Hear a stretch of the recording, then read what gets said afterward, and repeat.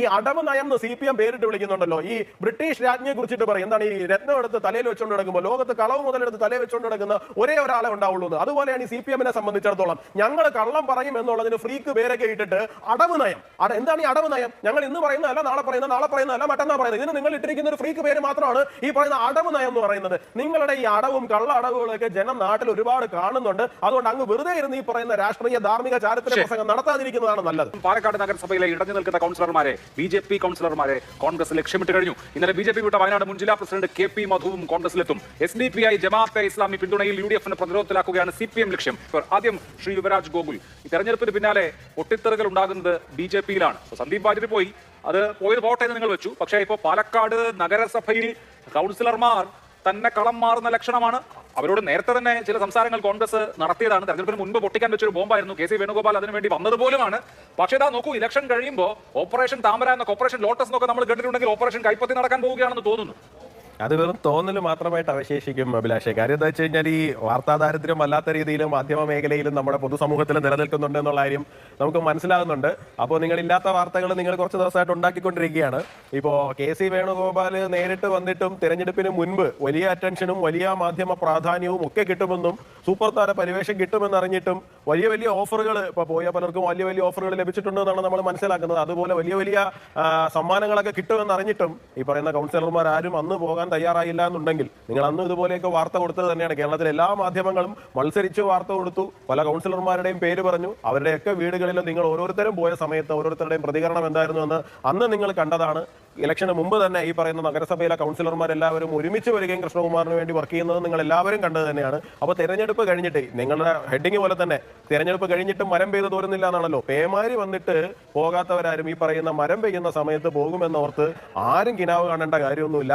അതിനൊക്കെ ആരെങ്കിലും കച്ച കെട്ടി ആരുടെയെങ്കിലും ഒക്കെ കാശ് വാങ്ങി ഉറപ്പിച്ചതിന് ശേഷം മാത്രമാണ് അവിടെ ചെന്ന് കേക്ക് തുടയ്ക്കുന്നതെന്നുണ്ടെങ്കിൽ ഒന്നും നടക്കാൻ പോകുന്നില്ല. തുടയ്ക്കൽ മാത്രമേ നടക്കുള്ളൂ. നേരത്തെ ഇല്ലാത്ത വാർത്തകൾ ഉണ്ടാക്കുകയാണ് എന്ന് പറഞ്ഞല്ലോ. ഇപ്പൊ സംസ്ഥാന പ്രസിഡന്റ് പറഞ്ഞു, ഞാൻ അതിന്റെ വിശദാംശങ്ങളിൽ അടുത്ത റൗണ്ടിൽ വരാം എന്ന് വിചാരിച്ചിട്ടാണ് അന്നേരം അത് വിട്ടത്. ഏതില്ലാത്ത വാർത്തയാണ് ഉണ്ടാക്കിയത്? നോക്കൂ, ഒരു പാർട്ടിയിലും ഇല്ലാത്തതുപോലെ തുറന്നടിച്ച അഭിപ്രായം പറഞ്ഞത്. അതായത് സ്ഥാനാർത്ഥി നിർണയം പാളി, പാലക്കാട് പരാജയമുണ്ടായപ്പോൾ സ്ഥാനാർത്ഥിത്വം പാളി, പ്രവർത്തനത്തിൽ വീഴ്ചയുണ്ടായി എന്ന് പറഞ്ഞത് അവിടുത്തെ നഗരസഭാ അധ്യക്ഷയാണ് sir Prameela Sasidharan. On record ബൈക്കിൽ പറഞ്ഞതാണ്. നിങ്ങളുടെ ദേശീയ സമിതി അംഗമാണ് അതിരൂക്ഷമായ വിമർശനം തെരഞ്ഞെടുപ്പ് പ്രവർത്തനത്തെ കുറിച്ച് ഉന്നയിച്ചത്. ദേശീയ സമിതി അംഗം പ്രഭാരിയെ പൊട്ടൻ എന്ന് വിളിച്ചത് നമ്മൾ കേട്ടതാണ്. അത്ര തുറന്നു പറഞ്ഞ വിമർശനം ചാനലുകളൊക്കെ കൊടുത്തത് മോശമായി പോയതാണോ അതോ മാധ്യമങ്ങൾ ഉണ്ടാക്കിയതാണോ? അഭിലാഷേ, ഇല്ലാത്ത വാർത്ത എന്ന് പറയുമ്പോൾ അതൊന്നും അതിനകത്ത് ഇല്ലാത്ത വാർത്തയിൽ പെടുന്നില്ലല്ലോ. സ്വാഭാവികമായിട്ട് നിങ്ങൾ ഈ മൈക്കുമായിട്ട് പോവുകയും ഇപ്പൊ നിങ്ങൾ പറഞ്ഞു എന്താണ് ഇപ്പൊ ശ്രീ നിയാസ് അദ്ദേഹവും പറയുന്നുണ്ടായിരുന്നു മുനിസിപ്പാലിറ്റി കൗൺസിലർമാരുടെ കുഴപ്പം കൊണ്ടാണ് പ്രശ്നമുണ്ടായത് എന്ന് നിങ്ങൾ വാർത്ത ബ്രേക്ക് ചെയ്യുന്നു. അങ്ങനെ അവർക്കെതിരെ നടപടി BJP സംസ്ഥാന നേതൃത്വം എടുക്കാൻ പോകുന്നു എന്നുള്ള നിലയിൽ വാർത്ത ബ്രേക്ക് ചെയ്യുന്നു. ശേഷം നിങ്ങൾ മൈക്കുമായിട്ട് പെട്ടെന്ന് ഇടിച്ചു കയറുന്നു. അവരുടെ സ്വാഭാവികമായി ഉണ്ടാകുന്ന ഒരു റിയാക്ഷൻ മാത്രമാണ് ഉണ്ടായിട്ടുള്ളത്. പിന്നെ ശ്രീ ശിവരാജൻ ചേട്ടൻ്റെ ഒരു കാര്യം. ശ്രീ ശിവരാജൻ ചേട്ടൻ ഞങ്ങളുടെ പാർട്ടിയെ സംബന്ധിച്ചിടത്തോളം നിങ്ങൾക്ക് ഇപ്പോൾ പാലക്കാടത്തെ പ്രാദേശിക വികാരം അറിയാമെന്നുണ്ടെങ്കിൽ നന്നായിട്ട് അറിയാമായിരിക്കും. രാഷ്ട്രീയ ഭേദമന്യേ എല്ലാ രാഷ്ട്രീയ പാർട്ടിക്കാരെയും ശിവരാജൻ ചേട്ട എന്ന് വിളിക്കുകയും അത്രയും ബഹുമാനത്തോടുകൂടി പെരുമാറുകയും ചെയ്യുന്ന ഒരാളാണ്. വളരെയധികം ഗ്രൗണ്ടിൽ ലൈവായിട്ടുള്ള ഒരാളാണ്. അദ്ദേഹത്തിന് പ്രായാധിക്യമുണ്ട്. അപ്പൊ പ്രായാധിക്യത്തിൻ്റെതായ പ്രശ്നങ്ങൾ കാരണം നമുക്ക് ഒരാളെ വിട്ട് സംസാരിക്കാൻ പറ്റില്ല. അല്ല, ഞാൻ പറയട്ടെ, ഒരാൾക്ക് രാഷ്ട്രീയം പറഞ്ഞു. അദ്ദേഹം വളരെ കാലം മുമ്പ് തന്നെ പാലക്കാട് നഗരസഭയിലെ കൗൺസിലർ. അതെ, വളരെ നിങ്ങളുടെ ഏറ്റവും പ്രധാനപ്പെട്ട ഭാരവാഹിയാണ്. താങ്കൾ പറഞ്ഞത് ഗ്രൗണ്ട് ഏറ്റവും അധികം അറിയാവുന്ന ആളാണ്. അപ്പോ ശ്രീ എൻ ശിവരാജൻ പറയുന്നത് അടിസ്ഥാന യാഥാർത്ഥ്യമായിരിക്കുമല്ലോ. ഞാനൊരു കാര്യം പറയട്ടെ. ഒരു ഉപതെരഞ്ഞെടുപ്പ് കഴിഞ്ഞു, അതിനകത്തൊരു പരാജയം സംഭവിച്ചിട്ടുണ്ട്. സ്വാഭാവികമായും അസ്വാരസ്യങ്ങൾ എല്ലാ പല CPM-നകത്തുണ്ടാവും, BJP-യിലുണ്ട്. അപ്പൊ താങ്കൾ നേരത്തെ പറഞ്ഞു ഒരു പാർട്ടിയിലും ഇല്ലാത്ത പോലുള്ള തുറന്നടിച്ച K മുരളീധരൻ ഇത്രയും കാലവും കേരളത്തിൽ ഇത്രയും ദിവസവും നടത്തിക്കൊണ്ടിരുന്നത് നിങ്ങൾ ബ്രേക്ക് ചെയ്തതും ഒക്കെ എന്തായിരുന്നു? അപ്പൊ ഒരു പാർട്ടിയിലും ഇല്ലാത്ത പ്രശ്നങ്ങളൊന്നും അല്ലല്ലോ. സ്വാഭാവികമായിട്ട് വലിയൊരു രാഷ്ട്രീയ പാർട്ടിയാണ്. അതിന്റെ അതിൻ്റെതായിട്ടുള്ള ചില പ്രശ്നങ്ങളുണ്ടാവും. അപ്പൊ എന്ത് പറയണം, എന്ത് പറയാൻ പാടില്ല, എന്ത് വാക്കുകൾ ഉപയോഗിക്കണം എന്നൊക്കെ ഉള്ളത് ഓരോ രാഷ്ട്രീയക്കാരും ഉപയോഗിച്ച് വരുന്ന സമയത്ത് ഒരു മാനസിക നിലയുടെ പ്രശ്നമായിരിക്കും. അപ്പോൾ ശിവരാജൻ ചേട്ടനെ പോലൊരാൾ അത്രയും സീനിയർ ആയിട്ടുള്ള ഒരാളാണ്. അദ്ദേഹത്തിന് ഏജ് ഉണ്ട്, എല്ലാവർക്കും അറിയാവുന്ന കാര്യമാണ്. അദ്ദേഹത്തിന് ഏജ് റിലേറ്റഡ് ആയിട്ടുള്ള സ്വാഭാവികമായിട്ട് അദ്ദേഹം പ്രതികരിക്കുന്ന സമയത്ത് അദ്ദേഹം വളരെ കൊളോക്കിയലി ഉപയോഗിക്കുന്ന പോലുള്ള ഭാഷകളും മീഡിയയുടെ മുമ്പിൽ ഉപയോഗിച്ചിട്ടുണ്ട്. അദ്ദേഹം അവിടെ ചാർജ് ഉണ്ടായിരുന്ന പ്രഭാരിയെ കുറിച്ച്, K സുരേന്ദ്രനെ കുറിച്ച്, C കൃഷ്ണകുമാറിനെ കുറിച്ച് പറഞ്ഞ വാദം അല്ലെങ്കിൽ ഈ പറഞ്ഞ പദപ്രയോഗങ്ങൾ മാറ്റിവെച്ചാൽ പോലും അതിന്റെ ഇഷ്യൂ എന്ന് പറയുന്നത് അവിടെ ഒരു കാര്യമായിരിക്കുമല്ലോ. തീർച്ചയായും അഭിലാഷേ, ഞാൻ അതാണ് ആദ്യമേ പറഞ്ഞത്. ഒരു ഉപതെരഞ്ഞെടുപ്പ് നമ്മൾ പരാജയപ്പെടുന്ന സാഹചര്യം ഉണ്ടായി, വിജയിക്കും എല്ലാവരും ഉറച്ചു വിശ്വസിച്ച ഒരു ഉപതെരഞ്ഞെടുപ്പ് പരാജയപ്പെടുന്ന സാഹചര്യം ഉണ്ടായി. സ്വാഭാവികമായിട്ടും എവിടെയെങ്കിലുമൊക്കെ പ്രശ്നം വന്നിട്ടുണ്ടാകുമെന്ന് പരസ്പരം എല്ലാവരും വിശ്വസിക്കുന്നുണ്ടല്ലോ. അപ്പൊ അത് അദ്ദേഹം അത്തരത്തിൽ ഇതൊക്കെ അകത്ത് ചർച്ച ചെയ്യേണ്ട വിഷയങ്ങളാണ്. അകത്ത് ചർച്ച ചെയ്യേണ്ട വിഷയങ്ങളെ പുറത്ത് പറഞ്ഞിട്ടുണ്ട് എന്നുണ്ടെങ്കിൽ അത് ആ ഒരു ഭാഗത്ത് നിൽക്കുന്ന പ്രശ്നമാണ്. അപ്പോഴും ഞാൻ നിങ്ങളോട് ഇപ്പൊ നിങ്ങൾ എന്നോട് ചോദിച്ച ഒരു ചോദ്യം എന്ന് പറഞ്ഞു കഴിഞ്ഞാൽ, താങ്കൾ എന്നോട് ചോദിച്ച ചോദ്യം എന്തായിരുന്നു? വ്യാജ വാർത്ത. എവിടെയാണ് ഈ മുനിസിപ്പാലിറ്റി കൗൺസിലർമാർക്കെതിരെ നടപടിയെടുക്കാൻ പോകുന്നു എന്ന് BJP സംസ്ഥാന നേതൃത്വം ഏത് മാധ്യമങ്ങളോടാണ് പറഞ്ഞത്? എവിടെ നടപടിയെടുക്കുമെന്നാണ് പറഞ്ഞത്? അത് നിങ്ങൾ കൊടുത്തത് വ്യാജ വാർത്ത തന്നെയല്ലേ? ശോഭാ സുരേന്ദ്രന്റെ ഡ്രൈവറും കൂടിയിട്ട് വോട്ട് മറിക്കാൻ പോയി എന്നും ഇത് കെ സുരേന്ദ്രൻ പരാതി പറയാൻ വേണ്ടി ഡൽഹിക്ക് പോകാൻ പോവുകയാണെന്നും പറഞ്ഞ് റിപ്പോർട്ട് ചെയ്തത് ഇവിടുത്തെ മാധ്യമങ്ങൾ തന്നെയാണ്. ഇത് ഇന്ന് രാവിലെ നിങ്ങൾ ശോഭാ സുരേന്ദ്രനോട് പോയി ചോദിക്കുന്ന സമയത്ത് ശോഭ ചേച്ചി അതിന് തിരിച്ച് നല്ല വൃത്തിയായിട്ട് തന്നെ മറുപടി പറഞ്ഞിട്ടുണ്ട് എന്നാണ് ഞാൻ മനസ്സിലാക്കുന്നത്. ഇത് വ്യാജ വാർത്തയല്ലേ? ഇന്ന് വളരെ കേരളത്തിലെ നമ്പർ 1 എന്ന് പറഞ്ഞ് പരസ്യം കൊടുക്കുന്ന ഒരു ന്യൂസ് ചാനൽ റിപ്പോർട്ട് ചെയ്തത് പാലക്കാട് നഗരം മുഴുവൻ ശോഭാ സുരേന്ദ്രന്റെ ഫ്ലക്സുകൾ കൊണ്ട് നിറഞ്ഞിരിക്കുകയായിരുന്നു എന്നാണ്. എവിടെ ഒരു ഫ്ലക്സ് അവിടെ ഉണ്ടായിരുന്നു. ആ ഫ്ലക്സ് കത്തിച്ചതാരാണ്? അതൊരു മനോരോഗിയാണെന്നുള്ള കാര്യം തെളിയുകയും ചെയ്തിട്ടുണ്ട്. അപ്പൊ ഫ്ലക്സ് കത്തിച്ചു, അതെന്തോ കെ സുരേന്ദ്രൻ നേരിട്ട് പോയി കത്തിച്ചു എന്നുള്ള തരത്തിലായിരുന്നു നിങ്ങളുടെ വാർത്ത. അത് കത്തിച്ചത് ഒരു മനോരോഗിയായിരുന്നു എന്നുള്ളത് ഏതോ ചർമ്മ പേജിന്റെ ഭാഗത്ത് മാത്രം വന്നിട്ട് പോയിട്ടുണ്ട്. അപ്പൊ ഇത്തരത്തിലാണ് നിങ്ങൾ അതിനകത്ത് വാർത്ത റിപ്പോർട്ട് ചെയ്തുകൊണ്ടിരിക്കുന്നത്. അപ്പൊ ഇതൊന്നും വ്യാജ വാർത്തകളായിട്ട് നിങ്ങൾക്ക് തോന്നുന്നില്ല എന്നുള്ളതാണ് എന്റെ ചോദ്യം. അതെങ്ങനെയാണ് ഇപ്പോ ഒരാൾ ഓൺ റെക്കോർഡ് പറഞ്ഞ കാര്യം മാത്രമാണോ വാർത്ത? ഉൾപാർട്ടി വിഷയങ്ങൾ, അത് CPM-ലെ വിഷയമാവട്ടെ, കോൺഗ്രസിലെ വിഷയമാവട്ടെ, BJP-ലെ വിഷയമാവട്ടെ, BJP-ക്കകത്ത് ഇങ്ങനെ ചർച്ച നടക്കുന്നു, ഇന്ന ആളുകൾക്ക് ഈ വികാരമുണ്ട് എന്ന് മാധ്യമപ്രവർത്തകർ അവരുടെ സോഴ്സിനെ വിശ്വസിച്ചായിരിക്കും വാർത്ത കൊടുക്കുക. അത് ചരിത്രത്തിൽ അത് ഞാൻ സമ്മതിക്കുന്നു. ഇന്ന പ്രശ്നമുണ്ട്, ഇന്ന നേതാക്കൾക്ക് അസ്വാരസ്യമുണ്ട്, പ്രശ്നങ്ങളുണ്ട്, ഇതൊക്കെ നിങ്ങൾ ഉണ്ടത്ര എന്ന് പറഞ്ഞ് വാർത്ത കൊടുക്കുന്നതിന് ഞങ്ങൾക്ക് യാതൊരു വിരോധമില്ല. പക്ഷേ ശോഭാ സുരേന്ദ്രനെ പോലൊരു നേതാവും ആ നേതാവിന്റെ ഡ്രൈവറും കൂടി ചെന്നിട്ട് എന്താണ് വോട്ട് മറിക്കാൻ വേണ്ടിയിട്ടുള്ള പണി താഴെത്തട്ടി ചെയ്തു എന്നൊക്കെ പറഞ്ഞ് നിങ്ങൾ ബ്രേക്കിംഗ് ന്യൂസ് കൊടുക്കുന്ന സമയത്ത് ഇത് എന്ത് തരം സ്വഭാവത്തെയും വ്യക്തിഹത്യയാണ് അവിടെ നടക്കുന്നത്? ഇതിനെ എങ്ങനെയാണ് നമ്മൾ നിങ്ങളുടെ സാധാരണ വാർത്ത എന്ന് പറഞ്ഞ് മാത്രം നമ്മൾ ഇതിനെ എങ്ങനെയാണ് കാണുന്നത്? ശരിയല്ല. അതാണ് ഞാൻ പറഞ്ഞത്. പാർട്ടികൾക്കകത്ത് നടക്കുന്ന ചർച്ചകൾ, അവിടെ നേതാക്കൾ പ്രകടിപ്പിക്കുന്ന വികാരങ്ങൾ, അതിന്റെ വസ്തുത എന്തോ അത് ആ സോഴ്സിനെ വിശ്വസിച്ച് മാധ്യമങ്ങൾ അത് സാധാരണ നിലയിൽ വാർത്ത സോഴ്സിനെ വിശ്വസിച്ച് കൊടുത്തു, നിങ്ങൾക്ക് അത് കൊടുത്തു. സ്വാഭാവികമായിട്ട് നമുക്കത് വ്യാജ വാർത്തയാണ് എന്ന് പറഞ്ഞ് നിഷേധിക്കുന്നതും അപൂർവമല്ല. ഞാൻ അടുത്ത ഘട്ടത്തിലേക്ക് ആർഷയോട് കൂടി ചോദിച്ചതിന് ശേഷമായി ഈ വാർത്തകളോട് നിങ്ങൾ സ്വീകരിക്കുന്ന സമീപനം എന്തെന്നൊരു ചോദ്യം എനിക്ക് ബാക്കിയോട് അതിലേക്ക് വരാം. ഇങ്ങനെ ഉൾപാർട്ടി വിഷയങ്ങൾ റിപ്പോർട്ട് ചെയ്യപ്പെടുന്നത് അതാത് കമ്മിറ്റികളിൽ പങ്കെടുക്കുന്ന ഓരോ മാധ്യമപ്രവർത്തകരുടെയും സോഴ്സ് എന്താണോ പറയുന്നത് അതനുസരിച്ച് ആണ് മാധ്യമങ്ങൾ എങ്ങനെയാണ് വർക്ക് ചെയ്യുന്നത് താങ്കൾക്ക് അറിയാവുന്ന കാര്യമാണ്. അതുപോലെ എങ്ങനെയാണോ കോൺഗ്രസിന്റെ ഉൾപാർട്ടി വിഷയമുണ്ട് എന്നും അവിടുത്തെ ചില കൗൺസിലർ ശരിയായ വണ്ണം പ്രവർത്തിച്ചില്ല എന്ന് സംസ്ഥാന നേതൃത്വത്തിന് അഭിപ്രായമുണ്ടെന്നൊക്കെയുള്ള വാർത്തകൾ മാധ്യമ പ്രവർത്തകർ ഇങ്ങനെയാണ് കൊടുത്തിട്ടുള്ളത്, റിപ്പോർട്ട് ചെയ്തിട്ടുള്ളത്. അത് വസ്തുതയല്ല എന്ന് BJP-ക്ക് നിഷേധിക്കാം. ഞങ്ങളുടെ പാർട്ടിയിൽ അങ്ങനെ ഒരു വികാരമില്ല, അല്ലെങ്കിൽ അങ്ങനെ ഒരു ചർച്ച നടന്നില്ല എന്ന് പറയാം. അതിനപ്പുറത്ത് ഇന്ന് കെ സുരേന്ദ്രൻ പറഞ്ഞത് നെറുകേട് കാണിച്ച ഒരുത്തരെയും വെറുതെ വിടില്ല. കേരളത്തിലെ മാധ്യമ പ്രവർത്തകരോടാണ്. പൊതുസമൂഹത്തിൽ അപകീർത്തിപ്പെടുത്താൻ ശ്രമിച്ച ഒരാളെയും വെറുതെ വിടില്ല. കള്ളവാർത്ത കൊടുത്തവൻ ഏത് കൊമ്പത്തിരിക്കുന്നവരാണെങ്കിലും ശരിയായ നിലയിൽ കൈകാര്യം ചെയ്യും. നോക്കൂ അഭിലാഷേ, ഇന്നലെ അതിന് കെ സുരേന്ദ്രന്റെ ഒരു ഫേസ്ബുക്ക് പോസ്റ്റ് ഉണ്ട്. കെ സുരേന്ദ്രൻ കുറുവ സംഘത്തിൽപ്പെട്ട ആളാണ് എന്ന് പറഞ്ഞിട്ട് ഒരു പോസ്റ്റർ കൊണ്ട് ഒട്ടിച്ചിട്ട് പോയിരിക്കുകയാണ്. അത് അദ്ദേഹത്തിന്റെ ഇൻഫർമേഷൻ, നിങ്ങൾക്കുള്ള സോഴ്സ് പോലെ തന്നെ അദ്ദേഹത്തിന് സോഴ്സ് ഉണ്ടാവുമല്ലോ. അദ്ദേഹത്തിന്റെ സോഴ്സ് അനുസരിച്ചിട്ട് അത് മനസ്സിലാക്കുന്നത് ഒരു പ്രമുഖ ചാനലിന്റെ ആൾക്കാർ തന്നെ ഇതൊക്കെ ചെയ്തതിന് ശേഷം നമ്മുടെ ഈ റൺ ബേബി റൺ സിനിമയിൽ മോഹൻലാൽ ഷൂസ് ഊരി എറിഞ്ഞിട്ട് തല്ലുണ്ടാക്കിയിട്ട് പിന്നെ ഷൂട്ട് ചെയ്ത് അതിന്റെ ബ്രേക്കിംഗ് ന്യൂസ് ആക്കുന്നത് പോലത്തെ ഒരു പരിപാടി തന്നെയാണ് ചില കോണുകളിൽ നടക്കുന്നത്. ഞാനത് മാധ്യമപ്രവർത്തകരെ മുഴുവൻ അടച്ചാക്ഷേപിച്ച് പറയുന്നൊന്നുമില്ല, എല്ലാവരും അങ്ങനെ ചെയ്യുന്നൊന്നും ഞാൻ പറയുന്നില്ല. വളരെ മാന്യമായി ബഹുമാനപൂർവ്വം പ്രവർത്തിക്കുന്ന ഒരുപാട് മാധ്യമപ്രവർത്തകർ നമ്മുടെ ഇടയിലുണ്ട്. പക്ഷേ ഇത്തരത്തിലുള്ള ആക്ടിവിറ്റി ചെയ്യുന്ന ആൾക്കാരെ പിന്നെ എന്ത് രീതിയിൽ അഭിസംബോധന ചെയ്യാൻ പറയാമല്ലോ. കെ സുരേന്ദ്രന്റെ വാക്കുകൾ കേരളത്തിലെ മാധ്യമപ്രവർത്തകരോടാണ്. നോക്കൂ യുവരാജ്, ഇപ്പോ ശരി കെ സുരേന്ദ്രൻ കുറുവ സംഘമാണ് എന്ന് പറഞ്ഞിട്ട് ഏതെങ്കിലും മാധ്യമത്തിന്റെ ആളുകൾ കൊണ്ടുപോയി പോസ്റ്റർ ഒട്ടിച്ച് അത് വാർത്തയാക്കിയതാണെങ്കിൽ അത് നിങ്ങൾ കണ്ടുപിടിച്ചത് ഇന്ന ആൾക്കാരാണ് അത് ചെയ്തത് എന്ന് പറയണം. അപ്പോൾ നിങ്ങൾക്ക് സ്വാഭാവികമായും വിമർശനം ഉന്നയിക്കുക എന്ന് മാത്രമല്ല നിയമ നടപടി ഞാനൊരു ചാനലിൽ ഇരിക്കുന്നത് കൊണ്ട് മറ്റൊരു ചാനലിന്റെ പേര് പറയുന്നത് ശരിയല്ല. ശ്രീ കെ സുരേന്ദ്രൻ ഫേസ്ബുക്ക് പോസ്റ്റിൽ തന്നെ അത് ആരാണ് എന്താണ് എന്നുള്ള നിലയിൽ അദ്ദേഹം കൃത്യമായിട്ട് അത് എഴുതിയിട്ടുണ്ട്. അപ്പോൾ എല്ലാവരും കൂടി ഇപ്പൊ തലയിൽ പൂട തപ്പേണ്ട കാര്യമൊന്നുമില്ലല്ലോ. കോഴിയെ കെട്ടവന്റെ തലയിൽ പൂടേണ്ടെന്ന് പറയുമ്പോൾ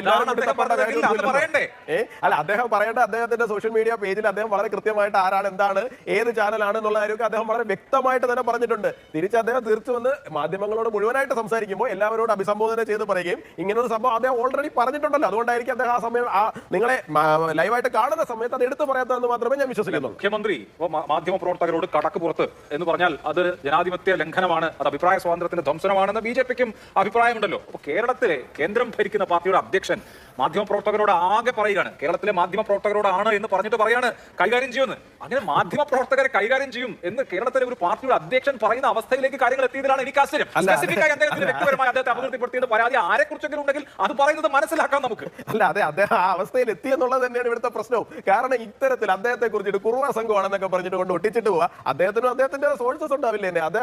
അദ്ദേഹം അദ്ദേഹം ഒരിടത്തും പറയാതെ പോകുന്ന ഒരാളല്ലല്ലോ. അദ്ദേഹം വളരെ കൃത്യമായിട്ട് ആരാണ് എന്താണെന്നുള്ള കാര്യം അദ്ദേഹം വളരെ വ്യക്തമായിട്ട് അത് എഴുതിയിട്ടുണ്ട് അദ്ദേഹത്തിന്റെ പേജിൽ. നിങ്ങൾക്ക് പരസ്പരം അങ്ങോട്ടും ഇങ്ങോട്ടും ഒരു അന്തർധാര ഉള്ളതുകൊണ്ട് നിങ്ങൾ അത് ചർച്ച ചെയ്യില്ല. ഫേസ്ബുക്ക് പോസ്റ്റ് കണ്ടിട്ടില്ല, അന്തർധാരയൊന്നുമല്ല. ഞാൻ എന്റെ ചോദ്യം വളരെ കൃത്യമല്ലേ, കേരളത്തിലെ അദ്ദേഹം ചില മാധ്യമ പ്രവർത്തകരോടൊന്നും അല്ല, കേരളത്തിലെ മാധ്യമ പ്രവർത്തകരോടാണ് എന്ന് പറഞ്ഞിട്ട് പറയാണ് ഈ നേരത്തെ പറഞ്ഞ കാര്യങ്ങൾ. ഏത് കൊമ്പത്തിരിക്കുന്നവനായാലും ശരിയായ നിലയിൽ കൈകാര്യം ചെയ്യുമെന്ന്. അത് കൃത്യമായും ഭീഷണിയാണ് ശ്രീ യുവരാജ്. അവിടെയാണ് അദ്ദേഹം പറഞ്ഞിരിക്കുന്നത് എന്താണ്, ഇത്തരത്തിലുള്ള നെറികെട്ട മാധ്യമ പ്രവർത്തനം നടത്തുന്നവർ എന്നാണ് പറഞ്ഞിരിക്കുന്നത്. അപ്പൊ അത് കേരളത്തിലെ എല്ലാ മാധ്യമ പ്രവർത്തകരോടും അല്ലല്ലോ, നെറികെട്ട മാധ്യമ പ്രവർത്തനം നടത്തുന്നവരോട് മാത്രമായിട്ട് അദ്ദേഹം വളരെ സ്പെസിഫിക് ആയിട്ട് തന്നെയാണ് പറഞ്ഞിരിക്കുന്നത്. അഭിലാഷ്, മാത്രമല്ല അദ്ദേഹത്തിന്റെ ഫേസ്ബുക്ക് പേജ് നിങ്ങൾ എടുത്ത് നോക്കുക. ആ പോസ്റ്റിനകത്ത് അദ്ദേഹം വളരെ വ്യക്തമായിട്ട് തന്നെ ആരാണ് എന്താണ് എന്തിനെ ഉദ്ദേശിച്ചാണ് എന്നുള്ള കാര്യം അദ്ദേഹം വളരെ സ്പെസിഫിക് ആയിട്ട് തന്നെ പറഞ്ഞിട്ടുണ്ട്.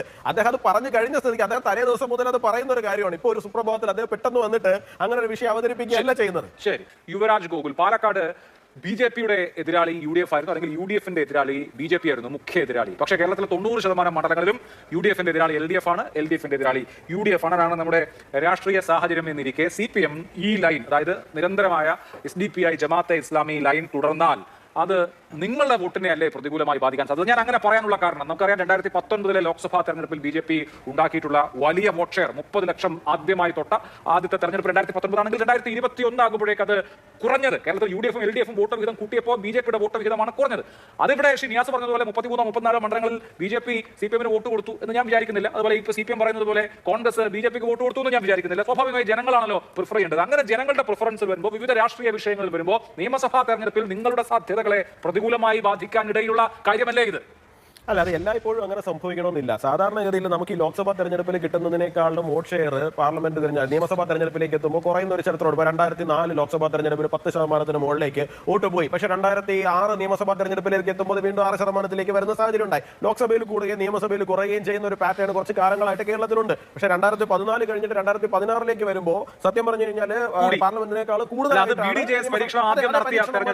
അത്തരത്തിലുള്ള സാഹചര്യങ്ങളൊക്കെ ഉണ്ടായിട്ടുണ്ട്. 2021 അത്തരത്തിലൊരു വലിയ മൂവ്മെന്റ് ചിലപ്പോൾ ജനങ്ങൾക്ക് ഫീൽ ചെയ്തിട്ടുണ്ടാവില്ല. അതിന്റെ ഒരു ബാക്കി പത്രമായിട്ട് നമുക്ക് വോട്ട് കുറയുന്ന, മാർജിനലായിട്ടല്ലെങ്കിലും വോട്ട് ഷെയർ കുറയുന്ന ഒരു സാഹചര്യം ഉണ്ടായിട്ടുണ്ട്. അത് അവിടെ നിൽക്കട്ടെ. അത് എല്ലായ്പ്പോഴും അങ്ങനെ ആവണമെന്നില്ല. 2024 കഴിഞ്ഞ് 26 വരുമ്പോൾ അത് അങ്ങനെ തന്നെ ആകണമെന്നില്ല.